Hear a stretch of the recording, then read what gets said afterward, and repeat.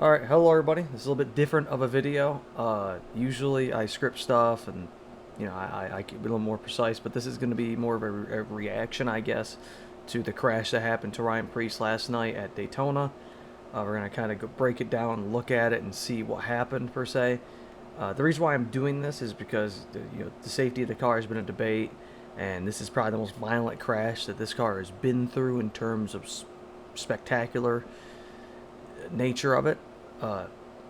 What gives me the credibility to do this, by the way, I'll say real quickly. I actually have 2 degrees in mechanical engineering, so I have a pretty good background in understanding the physics of a car, the physics of mechanical components, and so on and so forth. So, without further ado, let us begin going over this crash. So right here, he spins, obviously. Right there, he hits the grass. Now, a lot of people are going to say, because this is the curbing to the infield section that usually is run with a IMSA here.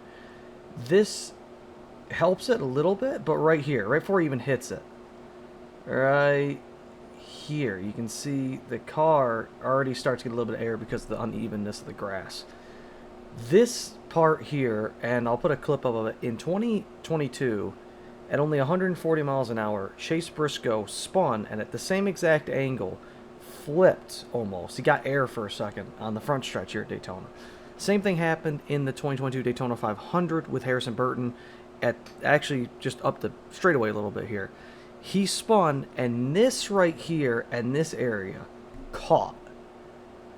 Now, when air catches it, it's a lot like the wing on the cot car.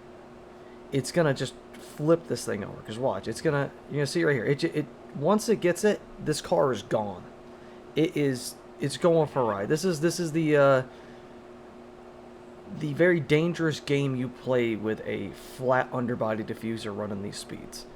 I think the Cup Series is the only oval body cars besides IndyCar. IndyCar does use them as well, and you see the same exact thing when cars have bad accidents. They go airborne, they fly.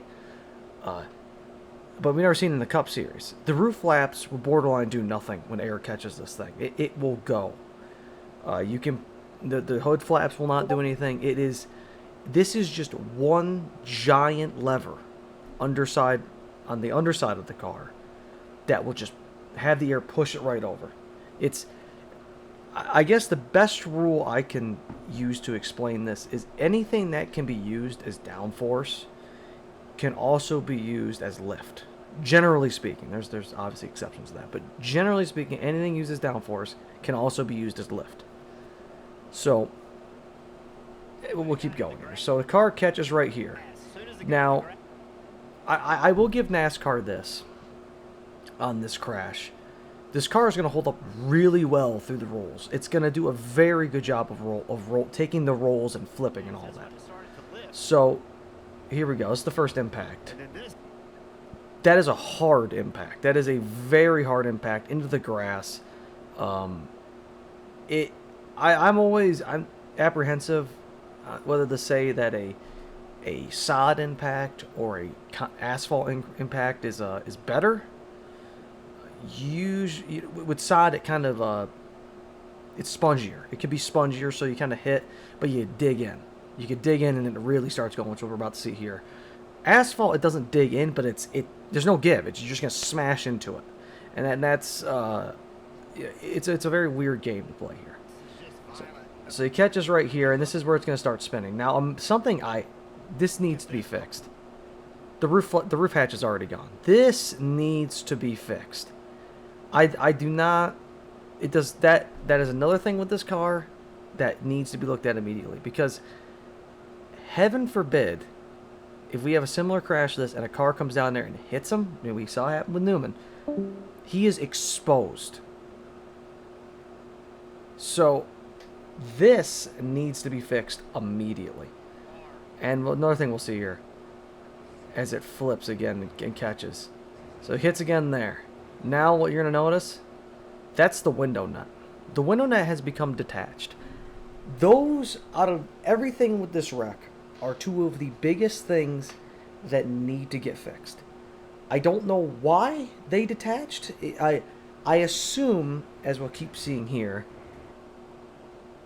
see this? This is roll bar exposed because the paneling, the carbon fiber paneling that goes over top here that you usually see, it's gone. It got ripped off during that. And I assume what happened was perhaps the window net is attached through the carbon fiber paneling.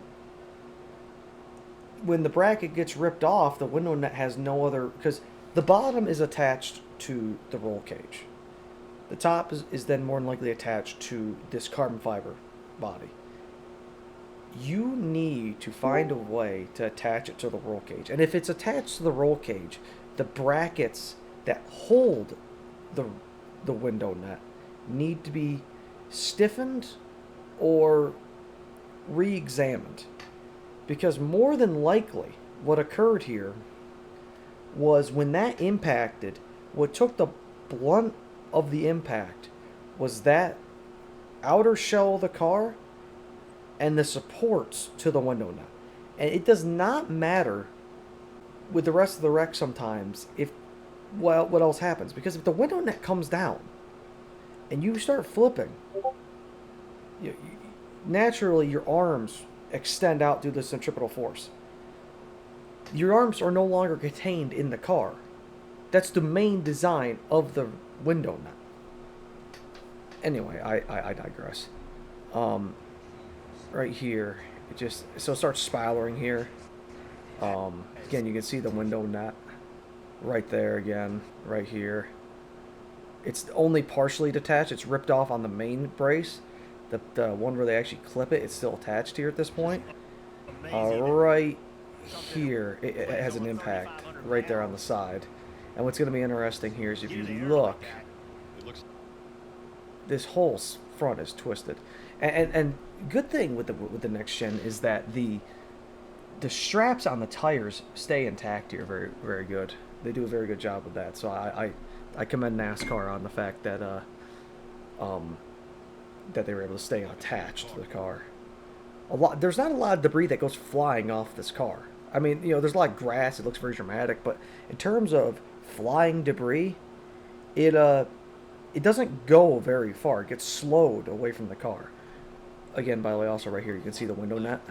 Again, you can see there's the roll bar right there.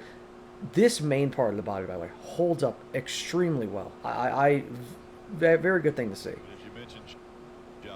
But the window net and groove hatch, not a good thing. Another hard impact right there. More sod goes flying. I think the reason why this spun so much, by the way, in this wreck was because the car is generally more centered with weight. You remember them talking about they put the driver, the console, everything more in the center of the car. Imagine spinning a ball on a rope on the end of a stick, pretty much, right? You spin it around. And the further the ball's out, the longer it takes to go around the center point, right? If you keep moving it in more and more and more and more, it's going to go faster and faster and faster. The weight's not moved so much in on the car will roll faster. That's just a product of how the next gen's designed. I don't really know if that's a knock on it. We've seen him flip this fast before, but we've never seen I don't think we've ever seen a Gen 6 flip that fast. Very cool thing, actually. You can actually see there is, it's either got to be the dash or the, at that angle, I assume that's actually probably the rear view camera, I think. It could be the dash like that as well. I don't know. Every driver kind of does that naturally, from what I understand. Look at that. Another hard impact, that time on the driver's window. Back down. Look at all the dirt come out of the car. Now, that's something else you got to worry about. There's actually a wreck. One of the first ever blowovers was, I don't want to get the name wrong. It was either Lenny Pond or Dick Brooks. I'll put it in the video here. But he blew over down the backstretch here. Maybe in a Talladega. I'll show it in the video here. And when he flipped, he dug in a bunch of times, and they had to actually dig him out of the car. There was so much sod and grass inside the car and dirt that he didn't get hurt physically in the crash. The crash wasn't the bad part about it. He almost suffocated because he was virtually buried alive by how much dirt the car had picked up as he was rolling through the infield. Now, I don't think that's as much of a problem here, but you don't want a bunch of dirt and stuff getting inside the car. You want to try and prevent that. We usually have done pretty good with that, but with the roof hatch coming off again, like I said, and the window in that, it's going to let more stuff get in the car. Do not need that getting in the car. And on top of that, this for now it could be just sod. If there's other cars wrecking around you and you barrel roll and the roof hatch comes off easily, you don't need, other fenders, car parts coming into that car. You don't need that. On the wheels, and then comes the rest right there. And here's another good angle of it here. As soon as that contact happens, he just hangs a left. Bam. This looks a lot like Sadler's 2003 flip, by the way. He flips much quicker than Sadler, but he flies like him. Right there. I mean, it just...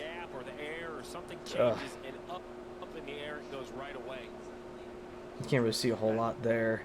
But this is a good shot right here. So you're going to see him flipping right here again. Car flying through the air. It's so much air. This isn't a next-gen thing. This is just digging into the grass. You can't prevent that, but unless you just pave everything down there. And I don't think they're going to do that with the IMSA Series Racing there. And if you want to say put the fake sod down there, the AstroTurf that they have at Charlotte, the same thing happened with Chris Buescher last year in the 600. They're just going to dig in. And the reason why they dig in on the turf is because turf is laid just like sod. You lay it down in strips, obviously. With sod, though, with real turf, it actually, you can just dig in because it all grows together and whatever. It becomes much softer because it can become muddier or whatever. Obviously, at Daytona, it's always going to be muddy. It rains every 3 days. Here, if it was sod, or if it was fake sod, if it was AstroTurf, it wouldn't get wet. But all those little seams, you hit one of those just right. It's just like digging in with a splitter with a Gen 5. Remember, these cars are traveling. Just pure wetting. That's the stuff you got to worry about. If that thing really spins really quickly, gets up there, the amount of force the driver experiences in the spinning, that could be devastating. The driver in the early 80s, maybe it was the late 70s, right around there, who had the same thing happen to him on the backstretch of Daytona. He flipped incredibly quickly because he dug in. And he actually lived for 5 years after the crash, but he was in a coma, I believe, for 5 years. Because the car, it did so much, it exposed him to so many forces inside the car that it turned him practically in the mush in a very sad sense to describe it, but rough. And right here, maybe right there, you see the window net completely detached, by the way. If we actually back it up here, I think if we back it up, and it's just a vicious crash, very photogenic as well in the Sixth Sense. I think there's a good angle of the roll bar I'm talking about, right? No, it's got to be further ahead here. Right there, you see that little white glint right there? That's the roll bar exposed because the paneling came off there. It's in the light, and I wanted to show that because it gets into the light there. You can see it, the white reflecting off. So every roll bar, every roll cage has to be painted a certain color because people get away with too much stuff if you paint it black or red or whatever. White's the most exposing color, that's why teams hate it. Hide a lot of stuff if it's black. Little oil fire there, I believe that is. Nothing to be super concerned about. That's going to happen regardless. Oh yeah, here it is, right here. Look at that. There's the window net, pretty much completely detached in almost every area. It's actually come off the bottom now, it looks like, as well. The roll bar is completely exposed. There's some padding there you can see that they put from on the inside for if the car does start rolling like it did. Put that in there. I've done that for years. It's also for if you want to need debris caution, you can take that and throw it out the window. Robbie Gordon knows a thing or two about that. And when he lands here, he lands right on that. That is probably the worst landing you can have for the end of it. This is kind of a cool shot right here. Look at how much dirt is trapped up in this frame right here. Bam! Look at all of it come out. Look how much dirt comes out of this thing. Again, the reason why that got in there is something else we could look at here a little bit. So much dirt got in there because this side window came off like almost immediately. It came off as soon as it made impact. I don't know exactly what to do to make that better. Another thing here to look at is look how much this front clip bends right there. I mean, one thing I've given NASCAR, and we saw it with the Ryan Blaney crash earlier in the night, is that the front end twists and bends and crushes better. Here, it didn't take a direct head-on impact, so you didn't see bend.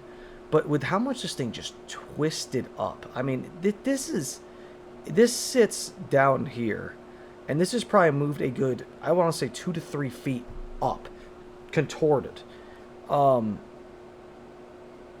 That's good in terms that there's a lot more give in the car now, definitely. And again, I want to just commend the tire wraps or the tire tethers there, doing a good job there. Just it's so much dirt coming out of that car. Hard impact. Obviously hoping for the best for Ryan Preece here. This is just a vicious accident. I mean, you know, let me say this as well.